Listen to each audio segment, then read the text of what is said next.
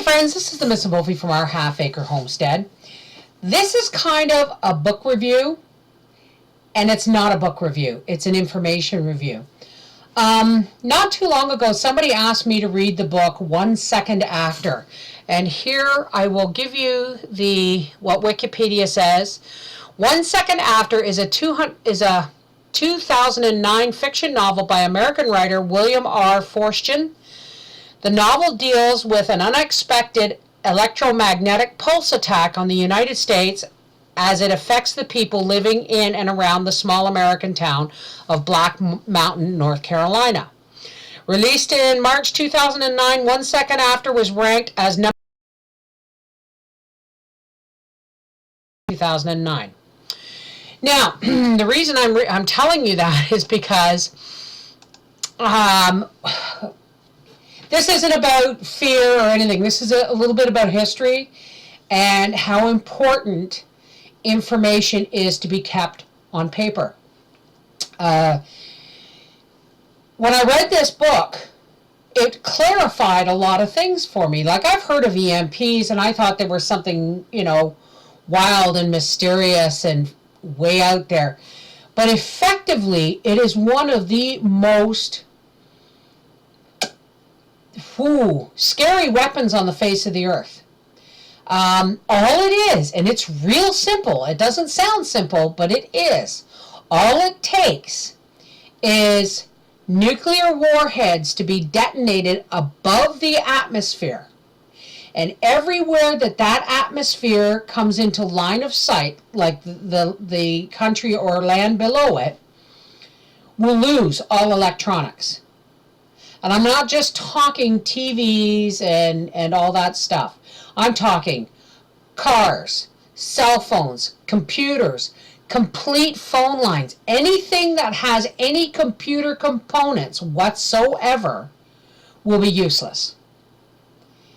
Now you think about that for a minute. You think about how easily it is to disable people without killing anybody, because they're going to start dying. It's a really, really good read. It's a scary read, but it's not scary and boo and all that stuff. It's just scary as to how much we depend on electronic information. Albeit I'm sitting right here talking to you through electronics right now. But that's not necessarily what this is about. I get frustrated because, Howie and I will watch TV occasionally, and he loves he loves archaeological stuff. That's one of the reasons we waited our whole marriage to go to Egypt, because he just had to go. He can watch anything on TV if it's got something to do with pyramids, mummies, and tombs. So anyway, my problem with archaeological and history fact-finding missions that you see on TV is that they do a lot of assuming. They'll look at, hieroglyphs and petroglyphs and all these things, and they'll say, well, this means this because this is at this time, and this would mean this, and they make a lot of assumptions.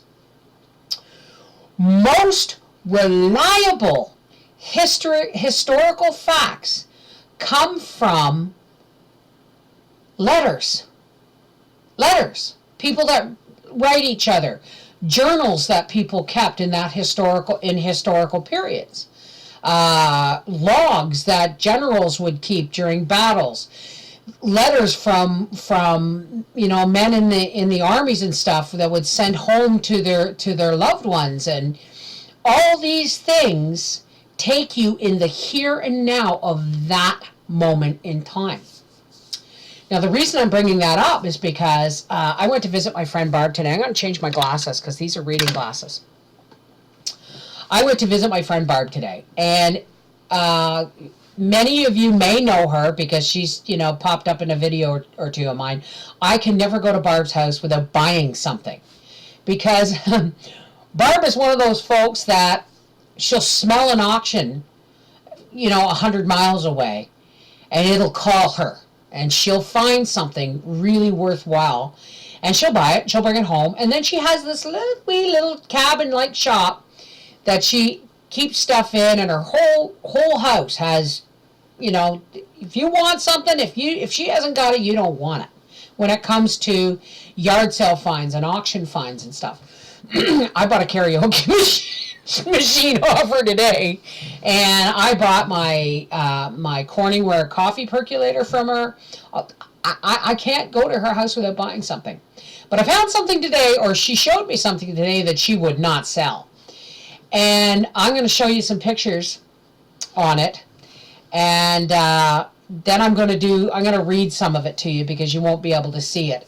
But she bought a dresser at an auction, and in one of the drawers she found a little old leather wallet from the late 1700s.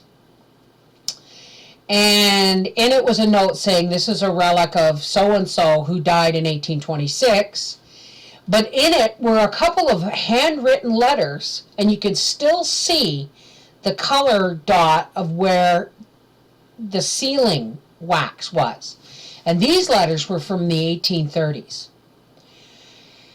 And I tell you, you know, you want to know history, you read some of these letters. The amount of information you can get from one handwritten letter to a family member across the country. It tells you so much about the history of that time. So, again, I'm going to tell you folks, write stuff down, okay? Keep written records.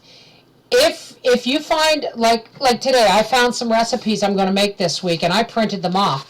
I'll 3-hole punch these and put them in a binder, because if for instance, an electromagnetic pulse went off over our area of Canada, none of my stuff would work. I wouldn't be able to get into my computer. I wouldn't be able to watch any of my own videos. So, you know, that's one of the reasons I wrote that cookbook. And it, you know, as many of you who have bought it have said, you know, I didn't just put recipes in there. I put pressure canning tips and boil bath canning tips and pickle recipes and all kinds of stuff. And I'm actually considering writing a volume 2 with some recipes for doing, you know, curing meat and stuff. But my point is write it down. So here, let me read some of this to you if I can. Now I'm going to have to switch back to my reading glasses. God, getting old sucks, doesn't it? Okay, so I'm going to do my best, folks, to read this to you. It's really difficult because, as you can see, it's old and it's faded. But this first letter is from April 1st, 1837. And it says, Pike County, I think it says Hill, 5 Mile Creek, April 1st, 1837. Dear brother and sister, I take this opportunity to write to you to let you know that I am well at present. My family is all well. John A. Rowley is married and lives close by me. Julian and Harriet is married and lives near me. I have 2 grandchildren. I have no news to write to you. The missus of, the prices of harvest the last winter. Wheat was $1. Corn, now we're talking bushel. Wheat was $1. Corn was 37.5 cents. Pork from $4 to $5. I sold 300 bushels of wheat and 100 bushels of oats, 2,000 weight of pork.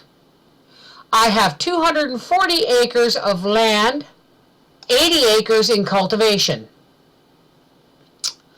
I want you to come and see me and some of my brothers or brothers-in-law. Remember me, remember my love to all, including friends, particularly father and mother, brothers and sisters. I have 40 acres to harvest, and building a barn this summer. I cannot come to see you. Write to me. Give me the particulars of all my relations, and I have, relations and how they are something a-doing. Give me a list of cousins, Uncle Jack's family, and Uncle Briggs' family for Harriet, I think. It's really tough, folks.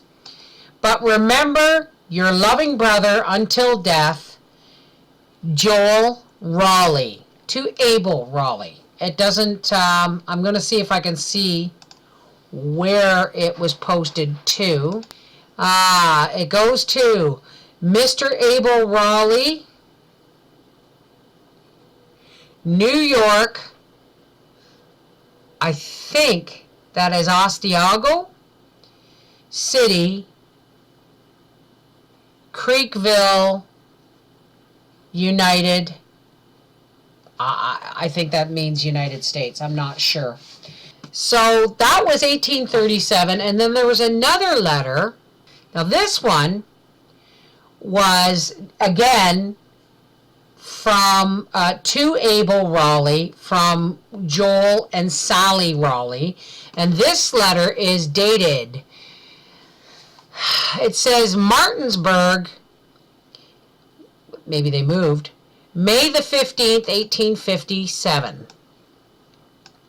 Dear brother and sister, this opportunity to write to you to inform you that we are well and hope that these few lines will find you enjoying the same blessing. I received your letter of March the 30th and glad to know you and yours are all well. We have had a cold winter and lowland spring. We are all done planting corn in this country. Old corn is 75 cents per bushel. Wheat is $1.50 per bushel, and oats is 50 cents per bushel. I have no news to write to you. It has been very dry and cold this spring, and wheat is badly winter killed. There will be thousands of acres plowed under in Illinois this spring. I think that's what that says. My two boys is still living in Louisiana, working at their trades. And Sally and myself are living all alone. We are doing very well. My hand trembles so bad I do not know that you can read it. I want you to write to me as soon as you get this, so no more at present. Joel and Sally Raleigh. Now, just the information of those prices in 1837 and 1857, we're talking pre-Civil War, right? So, you know, I really wish I had gotten, or Barb had found more correspondence from these two letters. But see how much you can get from just two handwritten letters from one loved one to another loved one. It's indescribable to touch that paper and feel history in your hands. When all is said and done, all this electronics, All these electronics will corrode and will fade.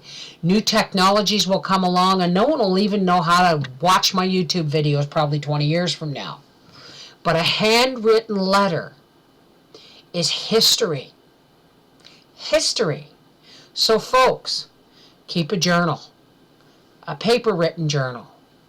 Write down your recipes. Write to your family. Put pen to paper. You never know who will be reading that 150 years from now.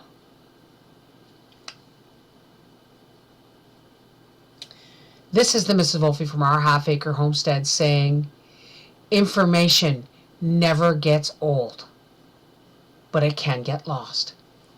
Take care. God bless.